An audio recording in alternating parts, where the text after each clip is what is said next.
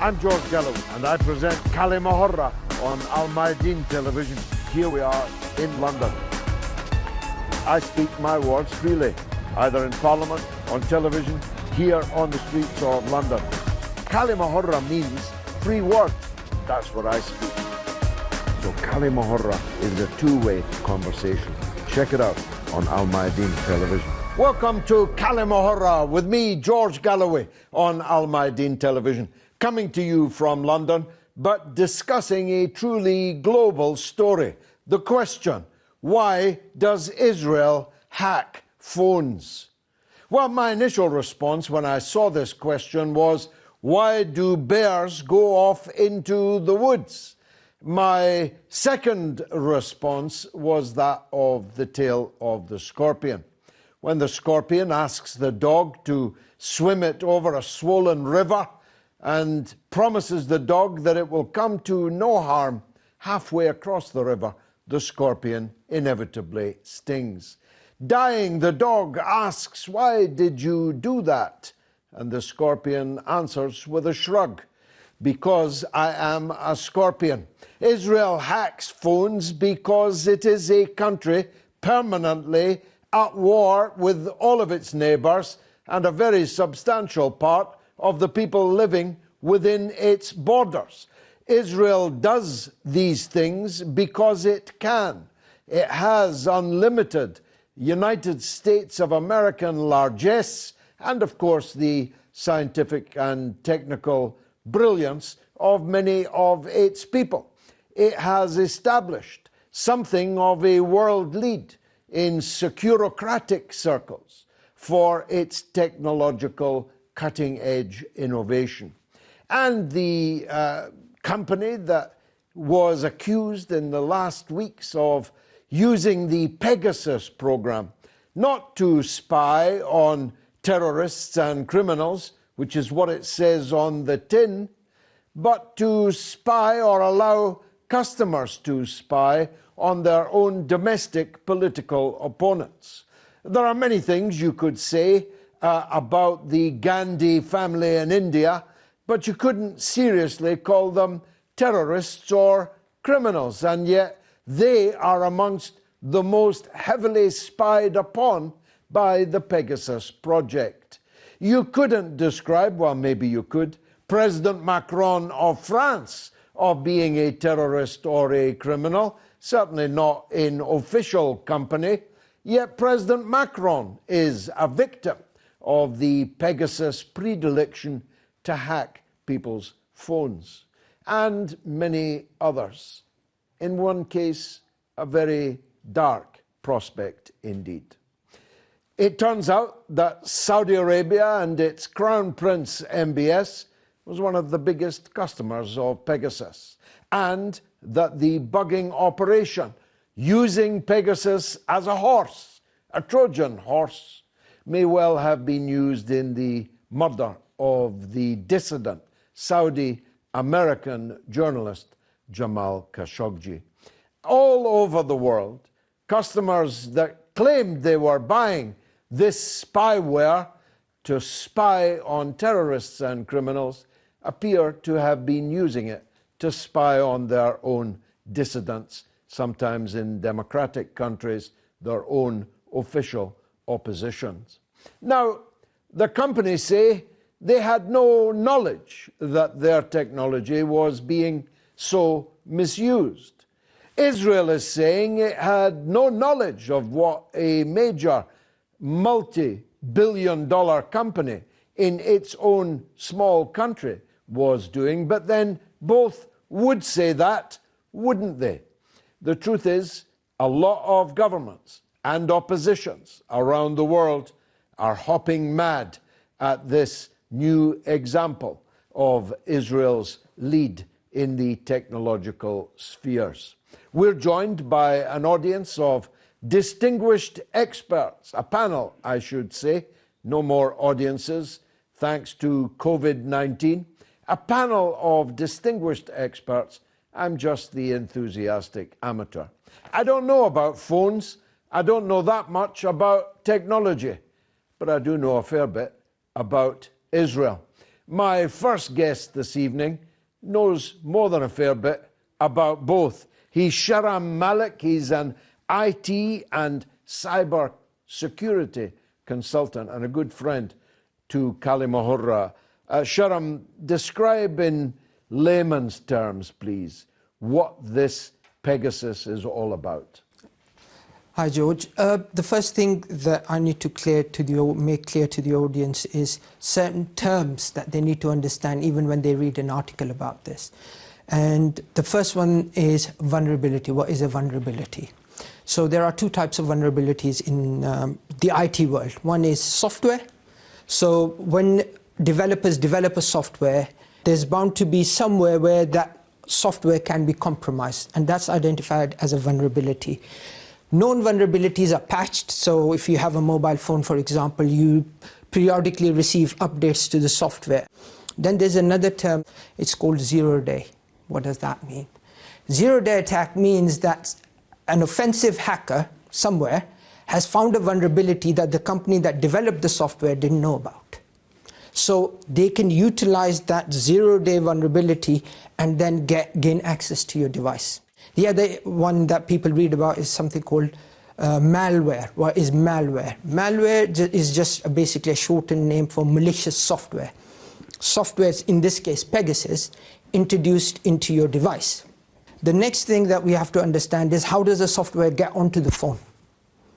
And Apple devices have been specially exposed to this. Then on the other side we have Android. Android, you have, it's an open source system, so anybody can go in and develop an Android application. Anybody can go in and create a version of Android and put it on whatever hardware they want. So Apple, even though they look like they are secure, but they're not, in the sense that in an open source software you have developers that not even Apple with their big pockets or for example Windows can afford, which is millions and millions of people around the world looking at the code, trying to find problems with it and then updating it. Apple have gone with this model for years and years now, and companies like NSO have invested time and effort in identifying and finding vulnerabilities. So that's the background. But they didn't inform Apple they were doing it? They wouldn't. Why would you? It's like a cash cow, right? Why would you sell your cash cow? So a lot of researchers say, for example, 3 years ago, there were hardware vulnerabilities identified by Google and other researchers in universities. They informed the relevant companies, Spectre and Meltdown. So they were hardware vulnerabilities where information could be accessed.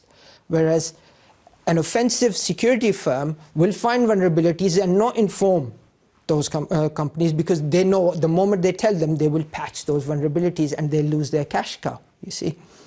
Then let's look at Pegasus in its evolution. Initially, Pegasus was sent out as a message. So iMessage is the most vulnerable one. So they would send out a message and you clicked on a link mistakenly, and that downloaded Pegasus software in the background and then asked you to for permissions to access your camera, etc., not knowing what you were doing. So Apple had this vulnerability, especially in the releases prior to 13.4. Now they're saying some of these vulnerabilities have been patched, but I doubt that very much. Then they did one better. What they then started doing was sending it over the air. So you would get a call and nobody would answer. You'd answer the phone and that's it. The software was sent to your phone.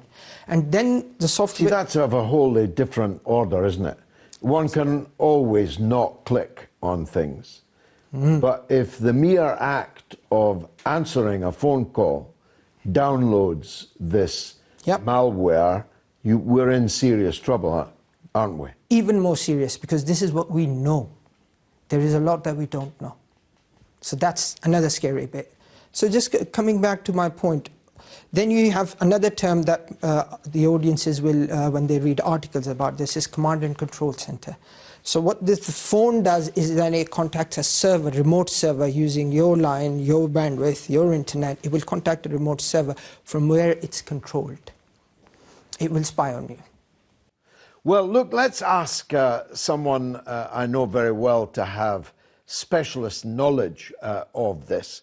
I sat in Parliament with him for many years, and though a Conservative, I worked closely with him, amongst other things, on the downfall of the British publisher and thief Robert Maxwell, who now lies on the Mount of Olives in Holy Jerusalem, having been planted there by several presidents, prime ministers, and former occupants of those positions. He is Rupert Allison, formerly MP, but he writes spy material under the pen name Nigel West.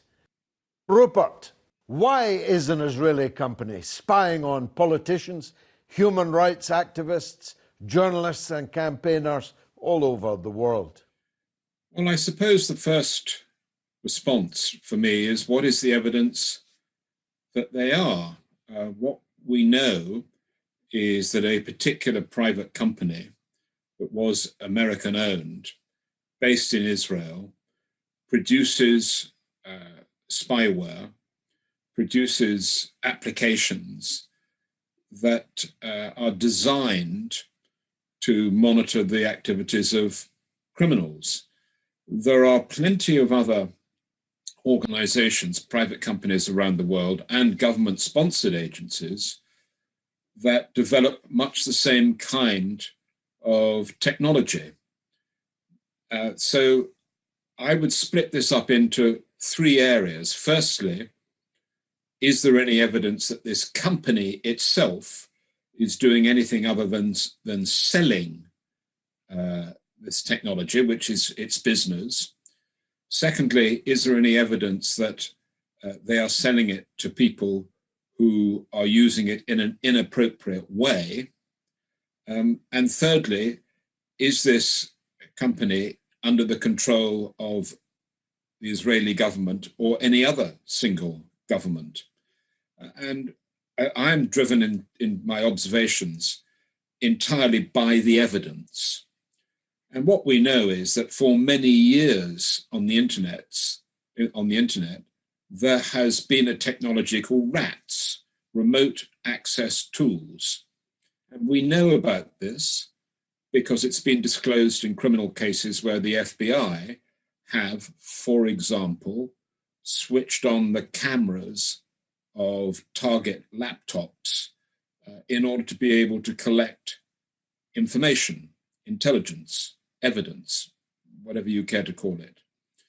So the technology that we're discussing seems to me to be very straightforward and exploits what cell phones can do. And this kind of technology has been around for many years and has been a very useful aid to people involved in criminal investigations, counterterrorism, and intelligence collection. You say that this technology is for spying on criminals and terrorists, but even though I have my moments with President Macron, I wouldn't routinely describe him as a terrorist or a criminal, but he was targeted. Well, so your assertion is that President Macron is one of the targets of intelligence collection. Wow, what a big surprise. Yes, that was in the news too. So are you going to tell me next that the German Chancellor is also a target for intelligence collection? Every senior policymaker and decision maker around the world who is in possession of a laptop, an email address, or an iPhone makes themselves vulnerable in exactly the same way that a century ago writing postcards to people was not a very secure method of communications. And if you tell me that these significant figures around the world are likely targets for intelligence collection, I would refer you to Casablanca and say, wow, this is a big surprise. Gambling in Tangier, Oh, I'm shocked. Why would these companies situate in Israel? Wouldn't Silicon Valley in the United States be their normal port of call? I can think of a few reasons, but you tell me what you think are the reasons why they'd situate in Israel. Well, it suggests that they have an exclusivity or some kind of monopoly on this technology, which is completely incorrect. We know that there is an entire government-sponsored laboratory in the UK that undertakes this kind of research. We know that NSO, the Israeli company, was actually owned at one stage by an American equity partnership. It's not exclusively Israeli. It is true that the Israeli equivalent of Silicon Valley has been in the forefront of a lot of research. And it is also true that various Israeli agencies have been accused in the past of deploying spyware and malware, for example, to sabotage the Iranian civil nuclear power program. So you say, why Israeli? Because that is where a lot of the investment and the knowledge is based. Sharam, do explain to the everyday viewer what that means. Spy on you how? We're all used to the old-fashioned idea of someone in a ministry somewhere listening into your telephone calls. But this is a 21st century version of that, isn't it? This is a lot more serious than people can imagine. So all your personal conversations can be recorded. Camera can be turned on at any point in time to spy on you, to see exactly... Without you knowing, you wouldn't see... You wouldn't see you'd gone on to camera? Nope. You wouldn't see it. The mic can be turned on anytime you're having a conversation. Israel, so let's understand Israeli intelligence and cyber more specifically. There are 3 layers. So layer 1 is your Unit 8200. To get into that, you have to be quite well informed and you have to be good at what you do. And then within that, there's also Unit 21, where a lot of the research and development is done. And then there is another unit that doesn't have a name, where the creme de la creme from the top goes into that unit. And they then develop offensive capabilities. So for example, when Israel bombs Syria or Lebanon, for example, the first people that actually initiate the attack is not the Air Force, it's not the military, it's Unit 8200. Because what they're doing is they're going to hack into the air defense system and make it completely inept. So their planes can safely fly in, do what they need to do and come out. This offensive capability, I mean, from what you say, they can switch on your camera, they can switch on your mic. That means they must be able to access your pictures. Can they plant things in someone's phone? Yes. So in looking for a quote-unquote terrorist, they could be planting evidence of terrorism. Yes, they can do that and much more. Rupert, let me cut to the chase. So is Israel benefiting from this kind of program, even though you say the company is American-owned? If you're talking about the Israeli government, I'm not sure what the relationship is between the Israeli government and individual companies, businesses that are working in this field. But generally speaking, what tends to happen, and it certainly happened in London a great deal, is that there will be 1 or 2 individuals who develop some kind of an application for exploiting some kind of weakness in a system or developing an entirely new kind of program, and that these individuals will then market their product and they will either become a startup or they will seek to expand in some other way. And that, I think, is characteristic of that particular business. It's not directly connected to the development of malware, spyware, except that your ownership and use of an iPhone is a very attractive instrument for intelligence collection. So you are willingly, by having an iPhone in your pocket, giving me the opportunity to trace your movements, depending upon which legal jurisdiction you've been in, your movements within 100 yards for the past 7 years. I can identify without a warrant every call you've ever made, every call you've ever received. If I have the Italian-made technology, I can use a discrimination program and isolate the calls that you've made or received to numbers that have been previously flagged or contaminated as being in a criminal or narcotics or terrorism context. I can download onto your iPhone a program that will make your iPhone live and record in real time the conversations, even when your iPhone appears to be switched off. If I have access to your iPhone for a short period of time, I can take a DNA test on the microphone and identify everybody who's spoken on that iPhone. If I have access to your iPhone for a short period of time, I can download every text message you've received or sent or deleted. So you are willingly carrying around an instrument that is a fabulous intelligence collection device. It's your choice.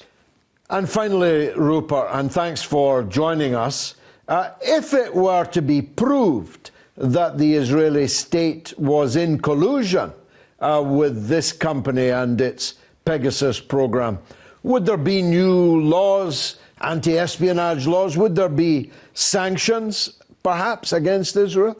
I don't think so, for two reasons. Firstly, you're saying that there would have to be a direct link between a company that was engaged in mischievous activity and the state.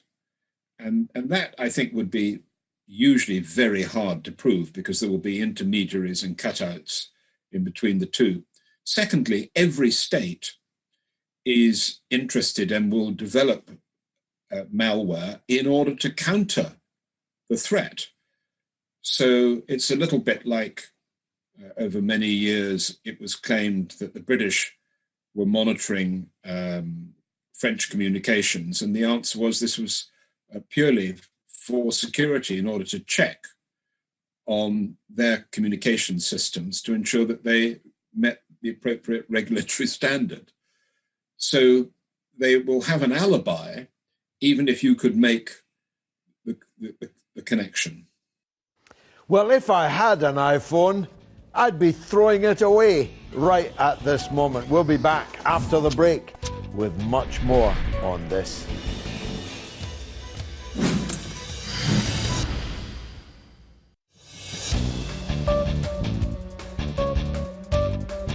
You're watching Kali Mahora on Al Mayadeen television with me, George Galloway, coming from London, talking about the world that is the oyster of the spyware and spy malware industry. Before the break, we heard a former British Conservative MP more or less saying, well, there's nothing to see here, and even if there was, you couldn't tie it to the Israeli state. And in any case, all the states are doing it. And the technology pre-existed before Pegasus. James Randolph, writer, researcher, how plausible did you find Rupert Allison's nothing to see here? It's plausible deniability, it's arm's length, it's what the intelligence services exist on, it's what they it's the modus operandi, it's how they work. It's have a private entity with links to the Israeli 8200 unit, it makes sense. Everything he's just said is immediately deniable. But the Pegasus software is listed by Israel as a defense, a weapon. So it has to receive state approval before it can be sold overseas. So when you get that... That was an important qualification, you're right. But then the company would say to the state, let's assume, I think absurdly, that the Israeli state, given the kind of state that it is, would not actually be in bed with this company all along. Leave that dark suspicion of mine to one side. The company would say, well, yes, that's what we do, and we're selling it to customers who are going to use it to monitor criminals and terrorists. And no one could object to that on the face of it, could they? No, set within that framework, no. But then one man's terrorist is another man's freedom fighter. When does a peace activist, when does a journalist engaging in lawful activities end up being a victim of state-sanctioned murder? We've seen what happened in Turkey with your friend Jamal Khashoggi. His fiancée had her phone contaminated with the Pegasus app. Everything points to the Saudi government using this software as part of the rapprochement between Israel and Saudi Arabia. They would license this to them as a friendly gesture, as a friendly act. But as we can see, it allegedly resulted in the death of... Well, nothing alleged about the death. I suppose we should say that we can't directly prove that Pegasus was in use then, but it's certainly believed by Khashoggi's fiancée that that's what happened.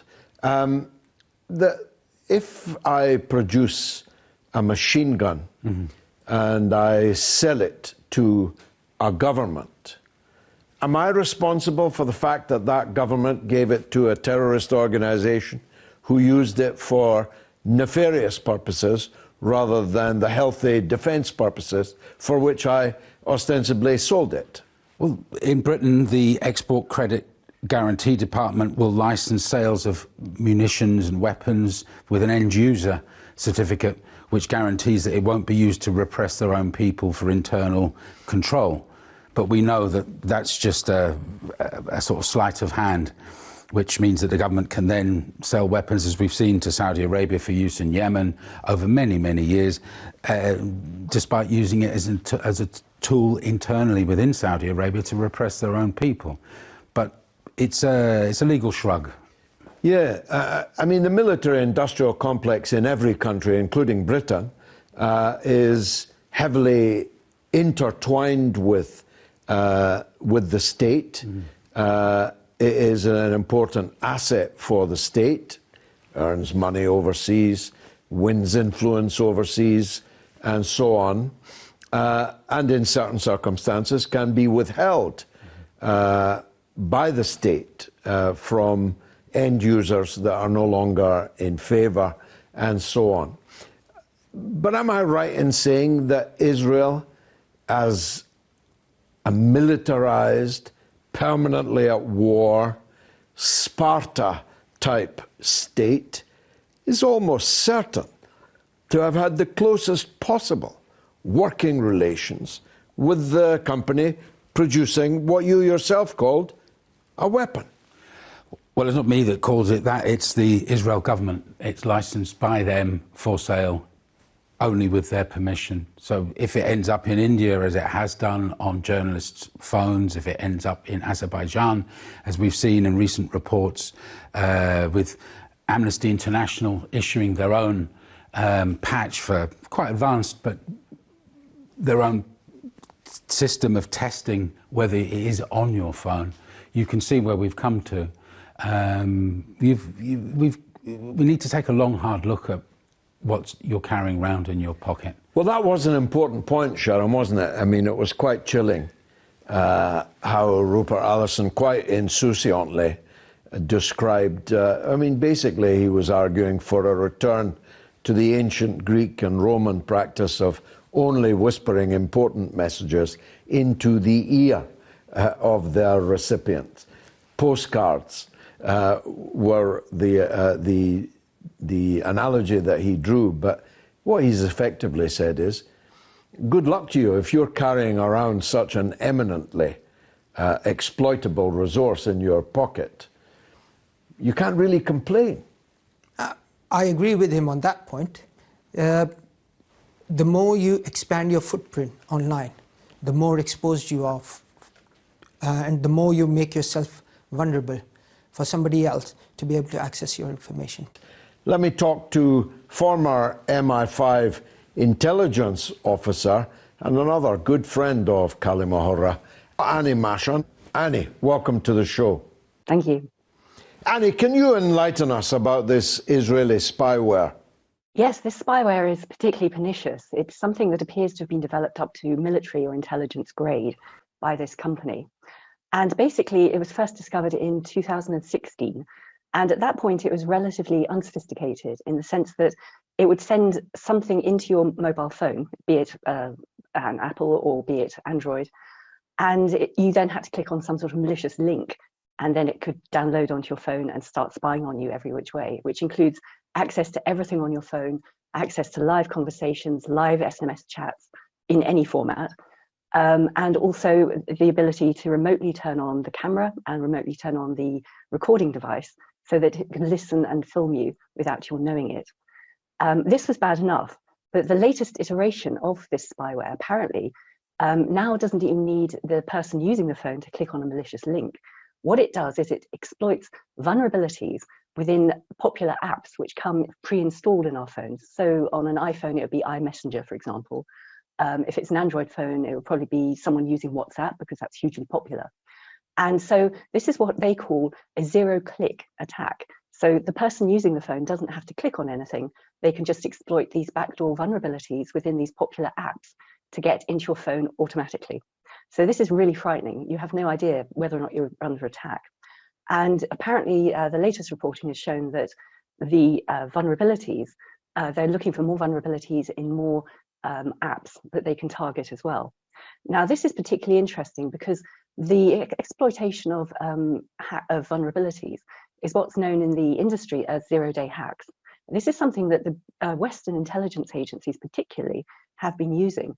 Effectively, if they find a vulnerability that the corporation building the app doesn't know about, they will store that vulnerability in their sort of secret cyber weapon cache and use it to exploit these companies without the companies knowing it. It appears that that is precisely what NSO has been doing as a corporation, is gathering and exploiting these vulnerabilities to get into our phones at will without us having to do anything. So this is very sophisticated. It's very difficult to trace because it's also designed only to use 5% of storage on our phones, and it can be deleted after 60 days. So very, very difficult to trace, very sophisticated. And it's interesting that a corporation managed to get their hands on these sort of tools, particularly the vulnerabilities. Now, I would just add as well on that front, a few years ago, there were a couple of very notorious leaks. One went to WikiLeaks, and this was a leak of the CIA cache of cyber weapons, which was this store of all these different vulnerabilities, which of course was then published. And there was also another leak from the NSA, the American Listening Post, which fell into the hands of cyber criminals, a group called the Shadow Brokers, who tried to sell these vulnerabilities on in the dark web. And I have no proof, but there's an interesting theory perhaps that corporations around the world have made use of these vulnerabilities, or even at the very least been inspired by the notion of finding these sort of vulnerabilities to create spyware in the way that the NSO group has done so. Who have been the targets so far? What do we know about the victims? Well, they say they don't sell to governments with human rights abuses records. They say it is only there to try and track down criminals and terrorists. But this is an argument we hear time and time and time again, both from national intelligence agencies to justify what they do, and also from corporations developing this sort of spyware. And the NSO group is not the only one doing this. So they say those are the only people that they're allowed to go after. This is contractual. However, we've seen from the reporting and from the leaked documents that there have been 50,000 numbers at least have been targeted, and perhaps not all of them have actually been hacked. And these people around the world who are journalists, they're NGO groups, civil society, they're politicians, they're lawyers, and there have been a number of identified cases now that have come out. Most recently this week in France, where 3 very high-profile national journalists have been targeted and had their phones forensically investigated, where traces of Pegasus have been found. And the speculation in France is that their ally, Morocco, which is known to have purchased the Pegasus spyware, might be trying to investigate some French journalists who are trying to investigate abuses within Morocco. There has also been a case in India this week where 2 human rights lawyers have been targeted, and that's been proven. And also a former Supreme Court judge has been targeted. Now, in no way can you say that these people can be defined automatically as criminals or terrorists. So this is an inevitable abuse that always goes on, be it corporate spyware or intelligence agency spyware. They always say we're there to catch criminals and pedophiles and terrorists, and everyone goes, yay, this is great. But the mission creep inevitably happens. You put a powerful tool into the hands of the powerful, and they will abuse that power. Sharam, what remedy does the president of the French Republic, the leader of the Indian opposition, human rights groups, journalists, what remedy do they have for what turned up on their phone and may have mined countless precious, professional, personal secrets? What remedy do they have, and against whom do they have it? Okay, so there are a lot of remedies that you read online, but they're all useless, because any software-based remedy, or attach a different browser as set up a different browser as your default browser, that helps. Those are all temporary roadblocks. They aren't actually proven to work. If a government or a state wants to get hold of your information, they will, because they can, and there's nothing you can do about it. Now, as an individual, there are ways to get around this problem. First and foremost, if you have a mobile phone and you're in this vulnerable position, a position where you could potentially be a target for these hackers, limit the communication that you have or the data that you have on your phone to begin with. Use a device, a basic device for communication, text, right? And only send things that you can afford to lose. If somebody else sees it, right, it's not going to expose you. 1, 2, come offline. So offline, but you work on the computer? Work on the computer. Of course, how you then communicate that to other people. Number 3, do not use off-the-shelf software. And then how do you communicate it? Encrypt it. Well, we'd better not let them get their countermeasures in just quite yet. Annie, be candid. Is it possible that this program has been developed in Israel, but that the Israeli state is not involved in it? It's a possibility, but again, if you look at the brochures and information coming out of NSO itself, they say that they have to get clearance from the Israeli Ministry of Defense before they can sell their spyware to any other government. And also that the Israeli government has said that they are very tight about this. So in terms of selling it on, I think you can definitely say there is an oversight responsibility within the Israeli government about whom NSO sells this spyware to. And the roster of its clients, there are about 45 countries, I think, around the world that have bought this spyware, is not pretty reading. I mean, we're looking at countries across the Middle East, autocratic countries like Saudi Arabia or UAE or Hungary or Mexico or Morocco, India, of course, as well, and I think Kazakhstan or Azerbaijan. So these are countries, should we say, with not an altogether rosy human rights track record. And of course, the powers of this spyware will be able to be used against activists and journalists and lawyers and politicians. Now, the other interesting aspect of this is that there have been allegations that some heads of state and other leading political figures have been targeted by this spyware, and everyone's up in arms about this. But again, if you roll back to 2013, when Edward Snowden went public with a whole range of disclosures about the abuses being conducted, particularly by the American NSA and the UK GCHQ, one of the disclosures was that I think it was 35 world leaders had been spied on by highly intrusive software that had been developed in-house within the USA and the UK intelligence agencies. And that worked in exactly the same way as this corporate spyware is now working. So there was an outcry at the time. And again, you know, there was no way that you could say that Angela Merkel was a criminal or a terrorist, but her phone was being bugged. And there was an uproar in Germany about this and an investigation, but of course nothing ever changes. So I think the interesting part of this particular story is that intelligence agencies, certainly in the West, particularly with the NSA and GCHQ, also as well in other big countries with other big intelligence infrastructures such as Russia and China, have been developing these sort of technologies for a couple of decades at least in-house, and have been using them against the world's population. I mean, they've developed a sort of global panopticon. In a way, you could say that if corporations are then following down that path and then selling to other countries that don't have as sophisticated or as well-resourced or as endemic intelligence agencies, they could probably argue that they're leveling the playing field for other countries so they can have the same spying capability. That does not make it right.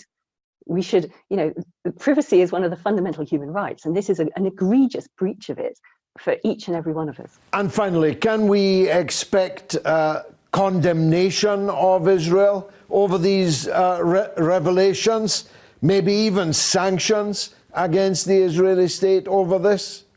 I doubt it. I'm sure that there is a plausible deniability gap between the government and between any corporation that gets up to this sort of mischief.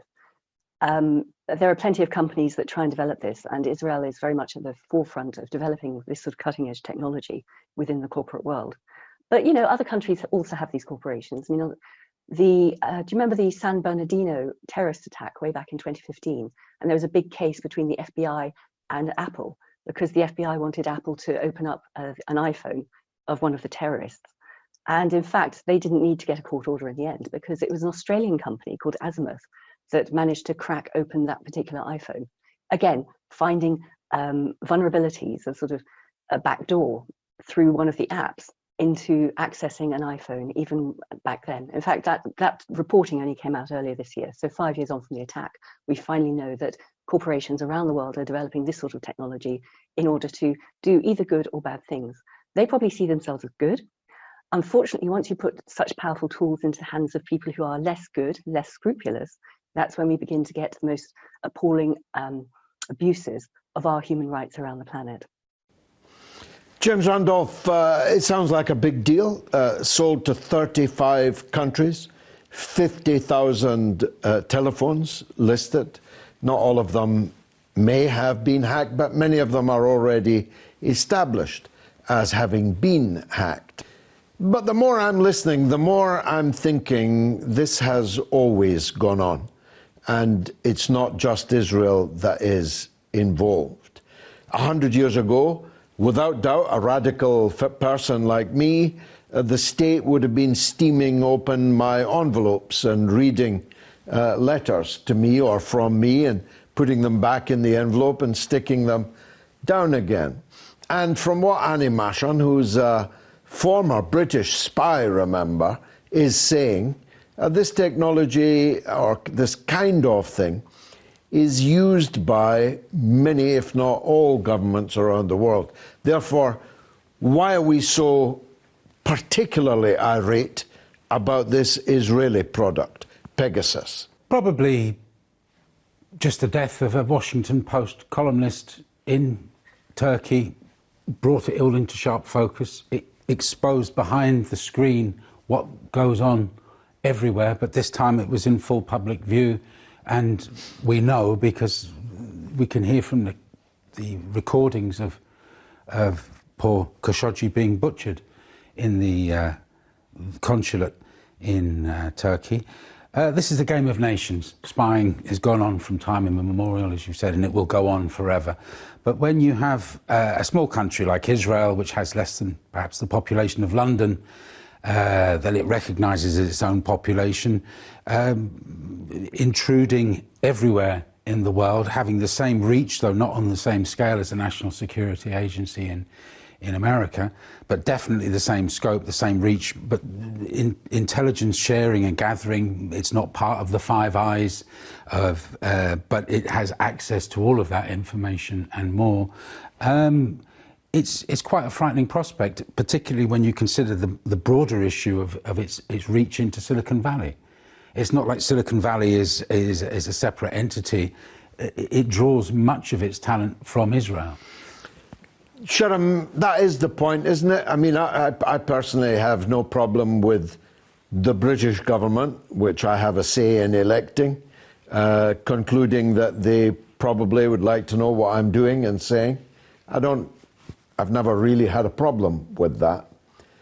My problem, though, is with a foreign country, and a foreign country like Israel, with a long track record of terrorist attacks on people, and a long track record of skullduggery of all kinds, not least against the Palestinian people. That's why we're so irate about Pegasus, isn't it? Because we're pretty irate about Israel. Precisely. Israel is a security state, something that Churchill said many, many years ago. It's a security state. And their mission is to eliminate anybody who is a potential threat to the state. That's what concerns us. Selling such tools or weapons to countries like Israel, Saudi Arabia, who supposedly didn't have direct links to Israel a few years ago, reeks of state benefit. So Israeli state is throwing them these morsels to attract them and say, right, now you sign on the dotted line and we become good neighbors or we establish good relationships. They signed long ago, it was just an invisible ink. Precisely. And what these people, Jamal Khashoggi, the reason he died was he was speaking the truth. He died for speaking the truth. And what they're trying to do by using these commercial software is stop people from speaking the truth. Yes, stopping people, James, from speaking the truth can mean many things.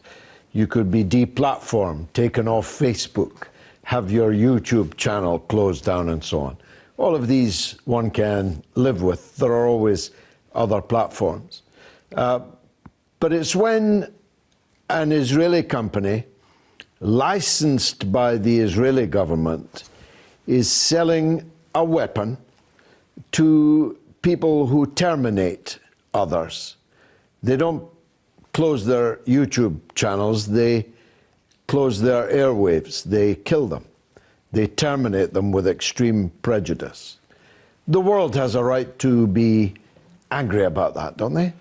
They do, but when the anger of the world is directed towards the whistleblowers who've revealed the truths. So in Israel, if it's Mordecai Vanunu. Good point.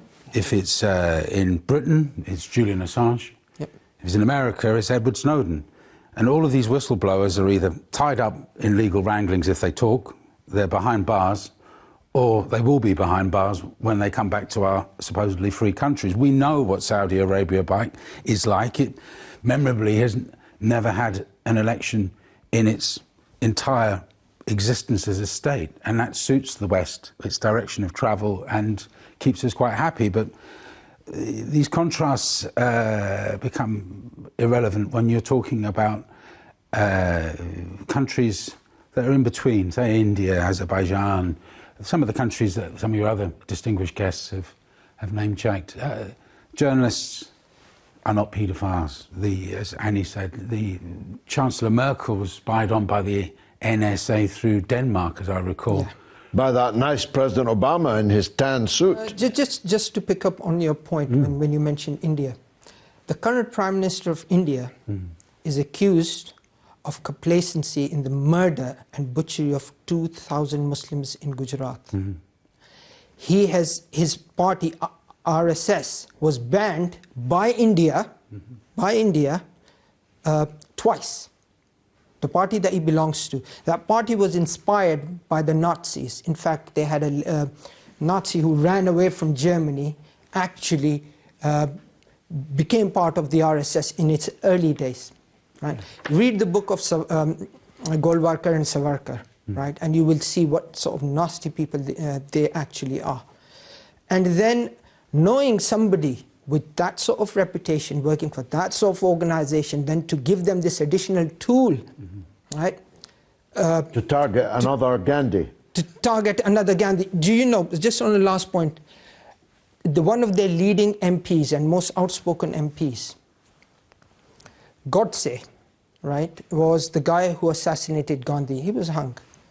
She openly goes around declaring that Godse was a martyr and a hero. A known terrorist. He was declared a terrorist by the Indian state. And this is somebody from that political party saying it. So to then say, oh, it's a democracy, well, democracy, if you're talking about democracy just means putting a vote in every 5 years, then Hitler came through the ballot box as well. Well, try telling the people of occupied Kashmir about the quality of Indian democracy. I wish we could continue this discussion all night long. We probably will. And thanks to Pegasus, Israel will probably know all about it. You have now heard from the Oracle how you can take steps to protect yourself. Me, I'm just glad I don't have an iPhone. I've been George Galloway. This has been كلمة on Al Mayadeen television. Thank you indeed for watching.